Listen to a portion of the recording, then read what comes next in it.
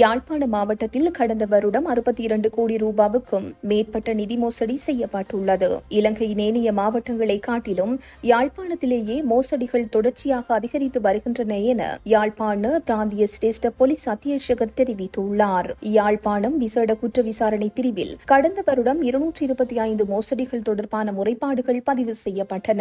வெளிநாடுகளுக்கு அனுப்புவதாக இடம்பெறும் மோசடிகள், இணைய குற்றங்களூடாக இடம்பெறும் மோசடிகள், காணி மோசடிகள், ஆன்லைன் மோசடிகள் என்பனவே அவற்றில் அடங்குகின்றன. இந்த மோசடிகள் மூலம் 62 கோடி ரூபாவுக்கு மேற்பட்ட நிதி முறைகேடு செய்யப்பட்டுள்ளது. அவற்றுடன் தொடர்புடைய குற்றச்சாட்டில் 200 பேர் கைது செய்யப்பட்ட நிலையில் அவர்களுக்கு எதிரான நீதிமன்ற நடவடிக்கைகள் இடம்பெற்று வருகின்றன. இத்தகைய மோசடிகள் யாழ்ப்பாணம் மாவட்டத்தில் அண்மை காலமாக மீண்டும் அதிகரித்து வருகின்றன. இலங்கையின் வேறு பகுதிகளை காட்டிலும் யாழ்ப்பாணத்திலேயே அதிகளவு மோசடிகள் இடம்பெறுகின்றன. வெளிநாட்டு வாழ்க்கையில் மக்களுக்கு இருக்கும் ஆசையை மோசடியாளர்கள் தமக்கு சாதகமாக பயன்படுத்தி வருகின்றனர்.